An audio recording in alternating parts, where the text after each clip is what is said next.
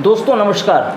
आज की बात में मैं फिर आपके सामने सौमित्र खरी न्यूज़ के पेज पर आज हम बात करेंगे मध्य प्रदेश में जो कोरोना की पूरी महामारी है, उस महामारी के दौरान ख़ास तौर पर महिलाओं और बच्चों के पोषण और उनकी खाद्य सुरक्षा पर किस तरह का प्रभाव है, इस बारे में बात नहीं हो रही है।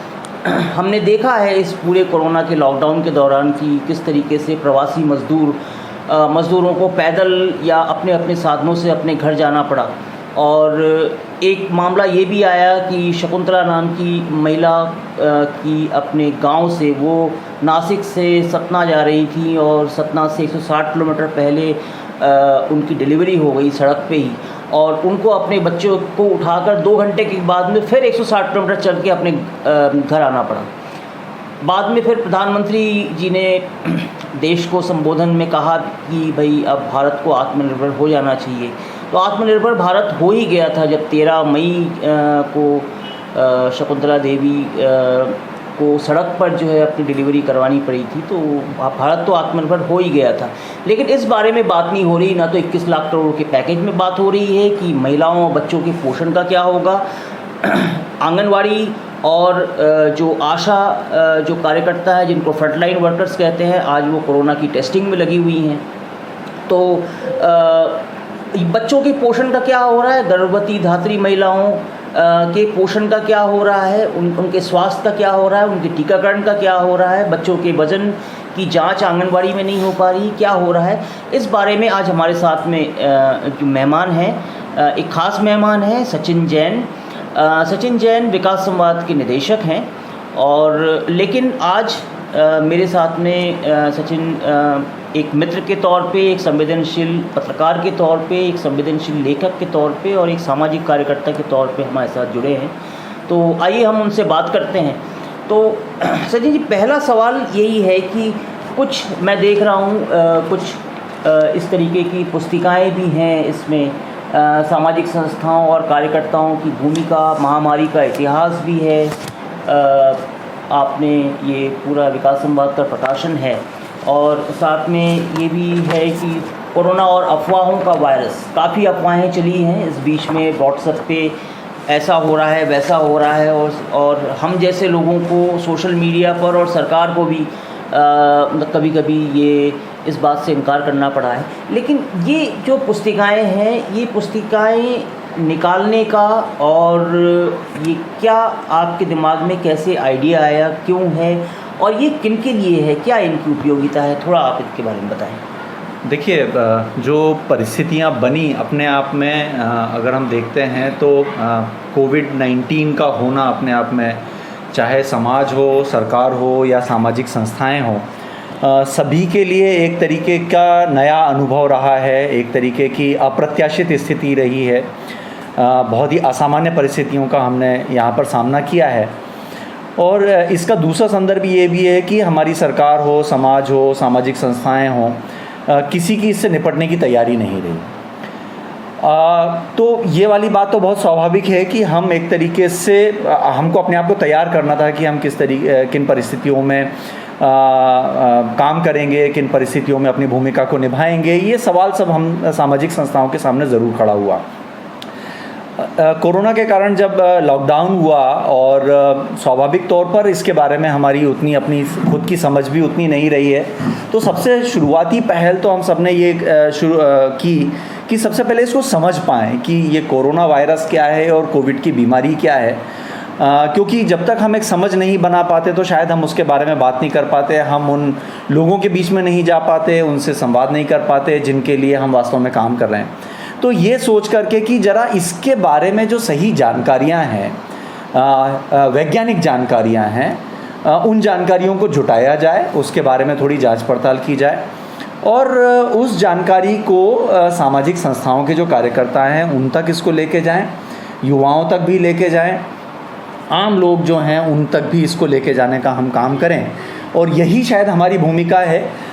हमने तय किया था कि लॉकडाउन का मतलब ये नहीं हो सकता कि हमारी भूमिकाओं का लॉकडाउन हो जाए, हमारे काम का लॉकडाउन हो जाए।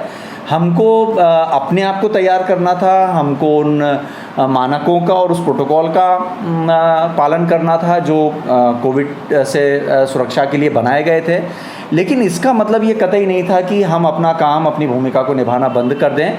तो दो तरीके से हम अपनी भूमिकाएं निभाने की कोशिश कर रहे थे। एक तो जिन समुदायों के बीच में हम काम कर रहे थे उनके बीच में जाना शुरू किया, उनसे संवाद करना शुरू किया, ताकि जो भय था, जो अफवाहें थी, जो गड़बड़ जानकारियाँ थीं, उसको किस तरीके से सही किया जाए, करेक्ट किया जाए। और दूसरा ये वाला था कि इन सब चीज़ों को हम सही संदेश तैयार करें, सामग्री तैयार करें और उसको सामने लेके आने का काम करें। तो ये एक तरीके से ये पूरी भूमिका हमने निभाने की कोशिश की। इस पूरे 72 दिन के लॉकडाउन में एक जो सबसे बड़ा जो भूमिका थी वो ये थी कि जो गर्भवती महिलाएं हैं, धात्री माताएं हैं, बच्चे हैं, जो 6 साल से कम तक के जो बच्चे हैं, जिनके लिए आंगनवाड़ी है, स्कूल बंद हो गए तो उनका मध्याह्न भोजन भी उनका बंद हो गया। तो बच्चों की खाद्य सुरक्षा और जो खास तौर पे सबसे कमज़ोर और वंचित वर्ग है, उनकी खाद्य सुरक्षा और पोषण सुरक्षा को लेकर जो सबसे बड़ी जिम्मेदारी थी वो फ्रंटलाइन वर्कर्स की, जो कि गांव स्तर पे तैनात होते हैं। उन फ्रंटलाइन वर्कर्स को लगा दिया गया कि आप जो कोरोना के जो भी संभावित मरीज़ हैं और उनकी आप टेस्टिंग कीजिए। तो आप कैसे देखते हैं इन 2 महीनों में कितना नुकसान हुआ है और इसे आगे आप किस तरीके से देखते हैं? देखिए, जब हम ये कोविड के बारे में थोड़ी सामग्री जुटा रहे थे और संदेश बना रहे थे तो उसमें एक संदेश बार बार आता था कि अगर आपकी प्रतिरोधक क्षमता अच्छी है तो कोविड के वायरस का जो असर है वो सीमित होगा, वो कम होगा। उसमें ये भी कहा जा रहा था कि 10 साल से कम उम्र के बच्चे ज़्यादा संवेदनशील हैं, ज़्यादा उनके ऊपर जोखिम है, और 60 साल से ज़्यादा के जो व्यक्ति हैं उनके ऊपर ज़्यादा जोखिम है। गर्भवती महिलाओं के ऊपर जोखिम है इसलिए है क्योंकि वो गर्भवती हैं और उनके साथ साथ गर्भस्थ शिशु की सुरक्षा का भी सवाल है। जब प्रतिरोधक क्षमता इसका जब सबसे प्राथमिक उपचार है, उपचारों में से एक है कि हाँ, अपनी साफ़ सफाई रखना है, हाथ को सैनिटाइज करना है, दूरी बनाए रखना है, तो उसमें एक महत्वपूर्ण बात थी कि अपनी प्रतिरोधक क्षमता को मजबूत करना है।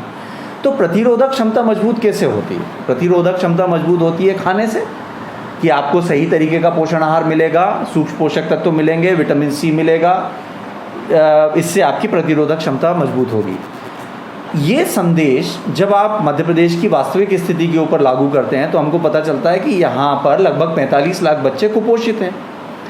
कुपोषण का मतलब ये है कि उनकी पोषण की आपूर्ति नहीं होती है, और पोषण की आपूर्ति नहीं होती है तो इसका स्वाभाविक सा मतलब है कि उनकी प्रतिरोधक क्षमता कमज़ोर है, और इसका स्वाभाविक सा मतलब है कि अगर मान लीजिए कोरोना का दायरा बढ़ते अगर उन तक पहुंचा तो इसका मतलब है कि उनके लिए जीवन के सामने बहुत ज़्यादा संकट होगा।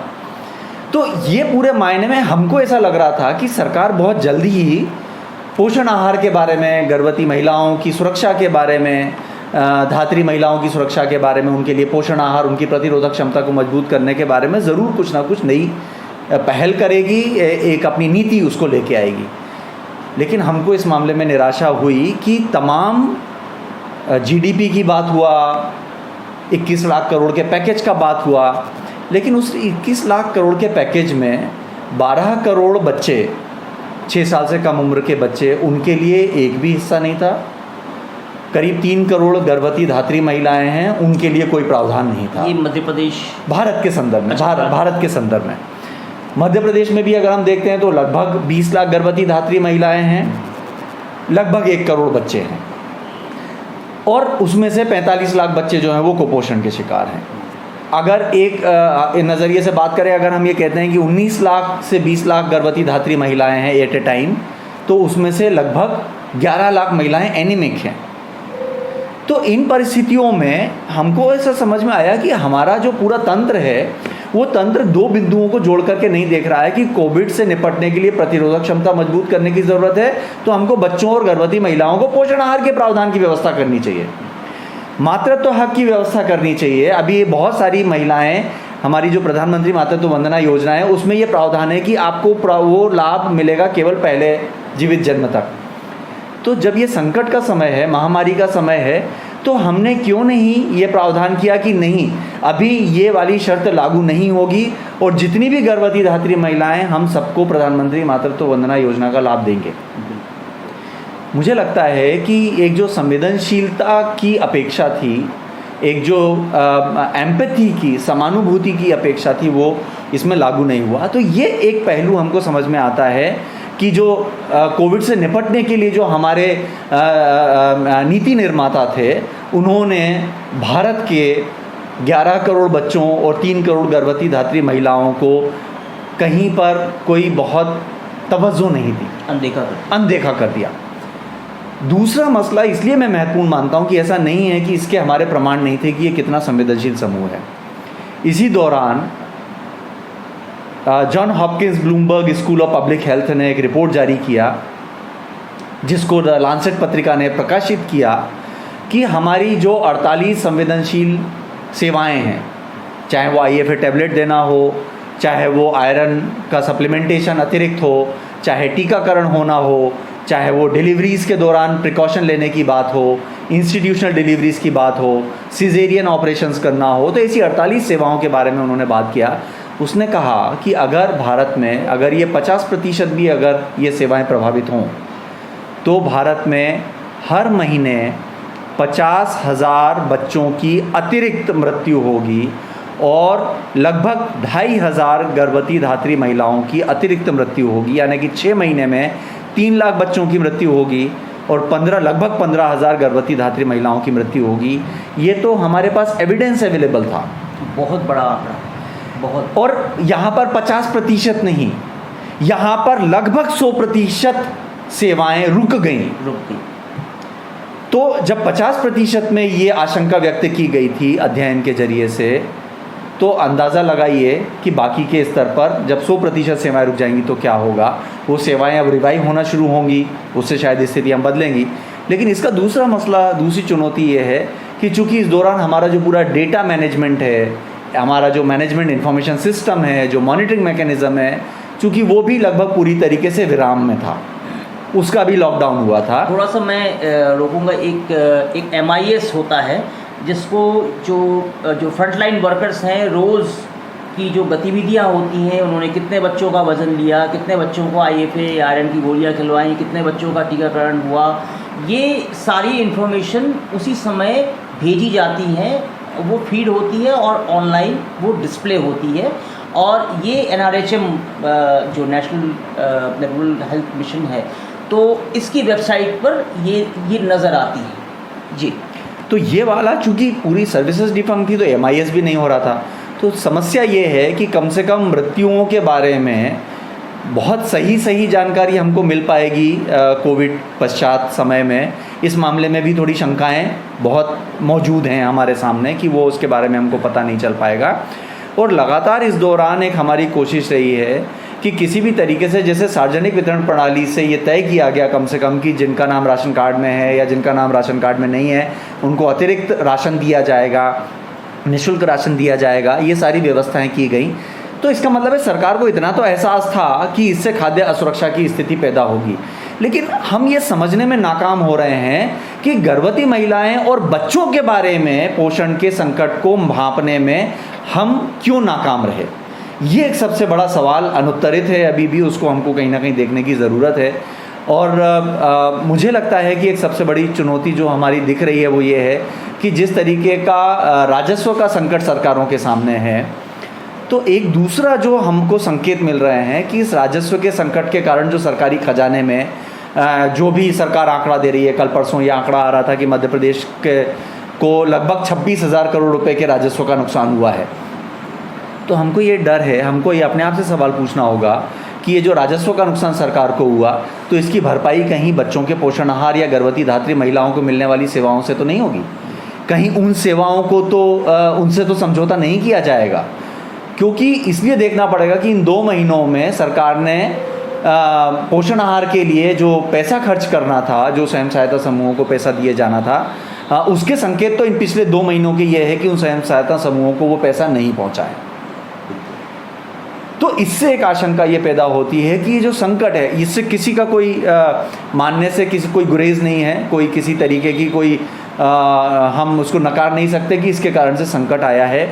लेकिन इन संकटों में जब प्राथमिकताएं तय करने हम बैठते हैं तो इन प्राथमिकताओं में बच्चे और महिलाएं ज़रूरी माने जाएंगे या नहीं माने जाएंगे, ये सवाल ज़रूरी है कि प्राथमिकताओं में आप उनको शुमार करेंगे या नहीं करेंगे। बिल्कुल। एक विकास संवाद का एक अध्ययन भी हुआ है और उस अध्ययन के रिपोर्ट काफ़ी चौंकाने वाले हैं। उस अध्ययन के जो नतीजे हैं, निष्कर्ष हैं, वो काफ़ी चौंकाने वाले हैं।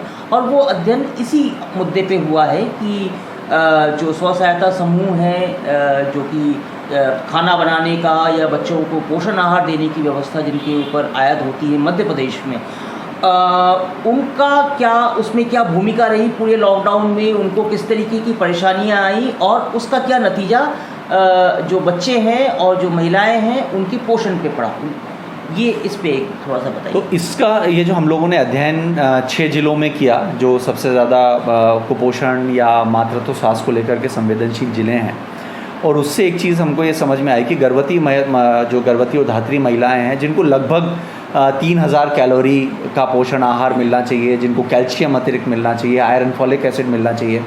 तो हमारा अध्ययन ये पता चल रहा है कि कैलोरी के मामले में गर्भवती और धात्री महिलाओं के बीच में जो अंतर आ रहा है वो लगभग 2/3 का गैप है, 2/3 का डेफिसिट है कि उनको मिलना चाहिए लगभग 3000 कैलोरी, लेकिन उनको मिल रहा है केवल 1000 से 1100 कैलोरी का पोषण आहार। दोनों स्रोतों से, आंगनबाड़ी के माध्यम से भी देखेंगे और घर से भी, तो कुल मिलाकर के उनको इतना भोजन मिल पा रहा है। तो आप ज़रा अंदाज़ा लगा सकते हैं कि इस दौरान जितनी भी गर्भवती धात्री महिलाएं होंगी उनके स्थिति, उनकी जो गर्भस्थ शिशु है उनकी स्थिति क्या हुई होगी। और सूक्ष्म पोषक तत्वों के मामले में जो गैप है, जो कमी है, वो तो लगभग 70% से लेकर के 100% तक है। छोटे बच्चों का जो गैप है, जिनको लगभग 1400 कैलोरी का पोषण आहार मिलना चाहिए, उनका जो गैप है वो लगभग 50 से 55% के आसपास है। और जो सूक्ष्म पोषक तत्वों का जो गैप है वो लगभग 70 से 80% के आसपास है। और इसी अध्ययन के आधार पर हम सरकार से ये कहते रहे हैं, अपेक्षा करते रहे हैं कि अभी जो आंगनवाड़ी में हमारा जो कार्यक्रम है वो कहलाता है पूरक पोषण आहार कार्यक्रम, यानी कि हम लगभग 1/3 पोषण आहार अपने सरकार के कार्यक्रम के जरिए पहुंचाते हैं। 1300-1400 कैलोरी में से हम 500 कैलोरी आंगनवाड़ी से देने की बात करते हैं। वर्तमान परिस्थितियों में, कोविड की परिस्थितियों में, जहाँ पर बेरोज़गारी का संकट बढ़ा है, खाद्य सुरक्षा का संकट बढ़ा है, लॉकडाउन की सिचुएशन है, उन परिस्थितियों में ज़रूरी है कि अगले 3 साल के लिए हम इस पूरक पोषण आहार कार्यक्रम को संपूर्ण पोषण आहार कार्यक्रम में परिवर्तित करें, क्योंकि गर्भवती और धात्री महिलाएं किसी भी सभ्य समाज में उनकी स्थिति को एक महत्वपूर्ण मानक और सूचक माना जाना चाहिए। इसलिए इसको संपूर्ण पोषण आहार कन्वर्ट करना चाहिए। इसके लिए हम तमाम जो भी कोशिशें हो सकती थी लॉकडाउन के दौरान, सोशल मीडिया से लेकर के, डिजिटल मीडिया से लेकर के, पत्र व्यवहार से लेकर के, हर तरीके से हमने संवाद करने की सरकार से कोशिश की है। लेकिन शायद दीवारें इतनी मोटी हैं कि वो संदेश लोगों तक नहीं पहुंच पाया और अभी इस तरीके की कोई नीति सामने नहीं आई है। लेकिन उसमें जो सबसे महत्वपूर्ण चौंकाने वाली बात है वो ये है कि जिन स्वयं सहायता समूहों को सरकार ने जिम्मेदारी दी थी कि आप बच्चों का पोषण आहार गाँव में ही बनाएं और गाँव में ही बच्चों को दें, तो इन स्वयं सहायता समूहों तक एक आदेश तो पहुँचा 27 मार्च 2020 का, लेकिन इस आदेश को क्रियान्वित करने के लिए जो 9 रुपये प्रति बच्चे का आर्थिक बिल पहुंचना चाहिए था, जो आर्थिक सहायता स्वयं सहायता समूह तक पहुंचनी चाहिए थी, वो स्वयं सहायता समूहों तक 70 दिन तक नहीं पहुंची। अब ये स्वयं सहायता समूह गांव के गरीब परिवारों की महिलाएं हैं, अनुसूचित जाति जनजाति परिवारों की महिलाएं हैं। हमको इस सवाल का भी जवाब नहीं मिला कि क्या हम सरकार में सोच रहे थे कि बिना पैसे दिए पोषण आहार की आपूर्ति कैसे होती, उन स्थितियों में जबकि बाज़ार बंद हैं, उन स्थितियों में जबकि गेहूं और चने को भूंजने वालों की दुकानें बंद हैं। इन स्थितियों में सत्तू कैसे बनता, लड्डू कैसे बनता, कहाँ से सामग्री आती, ये सारी जो व्यवस्थाएं हैं वो कहीं पर दिखाई नहीं दी। तो उसका कोई प्रोटोकॉल भी जारी नहीं हुआ। तो आदेश एक जारी हो गया लेकिन उसका प्रोटोकॉल पहुँचा नहीं, उसकी राशि नहीं पहुँची। उसका असर ये हुआ, अध्ययन से ये पता चल रहा है कि एक बच्चे के लिए प्रतिदिन 200 ग्राम सत्तू की आपूर्ति होना थी, औसतन उनको 60 ग्राम की आपूर्ति हुई है। गर्भवती महिलाओं को 250 ग्राम का सत्तू या लड्डू चूरा मिलना चाहिए था, वो औसतन उनको 67 से 70 ग्राम का मिला है। तो ये जो पूरी परिस्थितियां हैं, इन पूरी परिस्थितियों में हमको ये पता चलता है कि हमारा प्रोटोकॉल बनाते समय भी, जब प्रोटोकॉल बन रहे थे तो प्रोटोकॉल बनाते समय हमने इस बात का ध्यान ही नहीं दिया कि वास्तव में किस तरीके से गर्भवती और धात्री महिलाओं की ज़रूरत को पूरा किया जाएगा। और ये इसलिए संवेदनशील माना जाना चाहिए था ये विषय, क्योंकि अगर गर्भावस्था जटिल हो गई तो इसका प्रभाव तो उनको जीवन देने से चुकाना पड़ेगा। ठीक बात। इसलिए ये बहुत संवेदनशील विषय था। तो सरकार का खजाना खाली है। अनलॉक का आज 10वां 11वां दिन है, आज 11वां दिन है। अभी तक स्व सहायता समूह को वो अनुदान राशि पहुंची नहीं है, उसका कोई प्रोटोकॉल नहीं है। और सबसे बड़ा है कि पिछले 70 दिन में जो जितनी कैलोरी गर्भवती महिलाओं, बच्चों, धात्री माताओं तक पहुंचनी चाहिए थी वो नहीं पहुंची। इस गैप को आप आगे कैसे देखते हैं? क्योंकि कुछ गर्भवती महिलाएं हो सकता है कि अगले 2 या 3 महीने में उनकी डिलीवरी होनी है। कुपोषण के तौर पे आप उसको कैसे देखते हैं? स्वास्थ्यगत स्तर पे आप कैसे देखते हैं? क्योंकि अब आने वाला महीना वो बीमारियों से शुरू होगा, आप उसको किस तरीके से देखते हैं? क्योंकि आपने कहा कि भाई इम्यून सिस्टम या रोग प्रतिरोधक क्षमता, अगर आपके शरीर में उस तरीके का पोषण और जो पोषक तत्व नहीं जा रहे हैं तो जो प्रतिरोधक क्षमता उसमें कम होगी।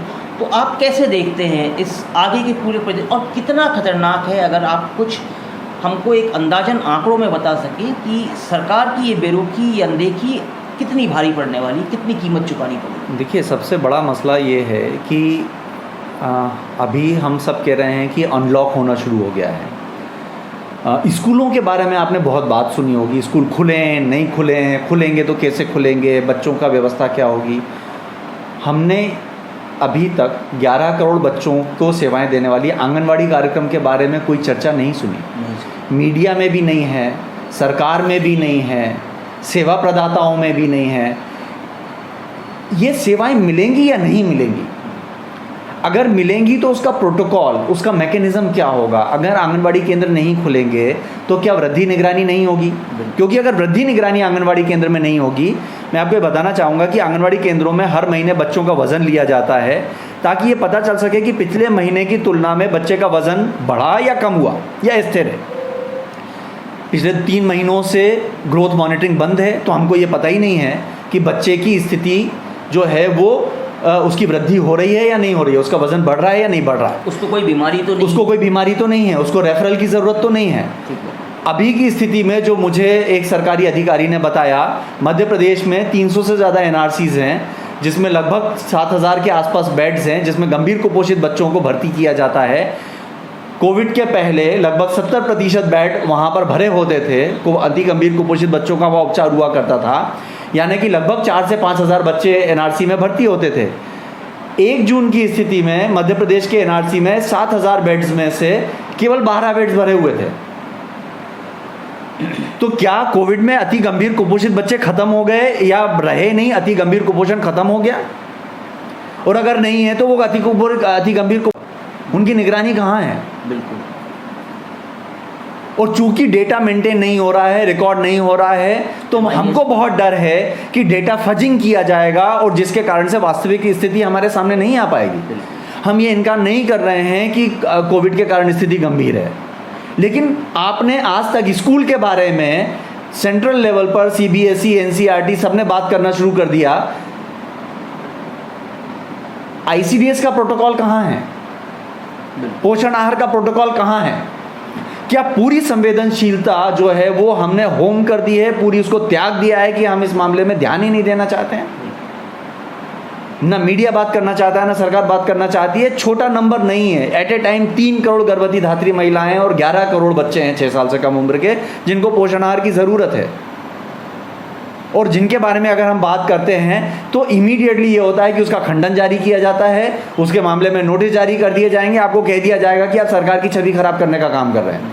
हम ये कह रहे हैं कि हमारा सरकार की छवि में कोई बहुत ज़्यादा रुचि नहीं है अच्छी बुरी करने में। हमारी रुचि केवल इस बात में है कि बच्चे बचेंगे, बच्चे सुरक्षित रहेंगे या नहीं रहेंगे, बच्चों का जीवन सुरक्षित रहेगा या नहीं रहेगा, केवल एक मकसद है। इसके अलावा वो कौन सरकार है कौन सरकार नहीं है इसमें बहुत ज़्यादा रुचि नहीं है। केवल एक बात में रुचि है कि पूरा हमारा आपने इसके बारे में क्या सोचा है कि आंगनवाड़ी केंद्र कब खुलेंगे, नहीं खुलेंगे, अगर नहीं खुलेंगे तो सेवाएं मिलेंगी या नहीं मिलेंगी, और मिलेंगी तो किस स्तर की मिलेंगी, और ये कैसे सुनिश्चित करेंगे कि बच्चों को पर्याप्त पोषण आहार मिल पाए, ताकि जो वास्तव में, मैं एक उदाहरण देना चाहता हूँ आपसे कि पूरी दुनिया में लगभग जो बच्चे हैं, अगर पूरी दुनिया में 15 करोड़ बच्चे कुपोषित हैं तो उसमें से लगभग 5 करोड़ बच्चे भारत के होते हैं, यानी लगभग 1/3। और लांसेट का सीरीज़ ये कहता है, जो लांसेट की रिपोर्ट है वो ये सीरीज़ ये कह रही है कि ये परिस्थितियां जो हैं इसके कारण से भारत का ये योगदान जो है दुनिया के कुपोषित बच्चों की संख्या में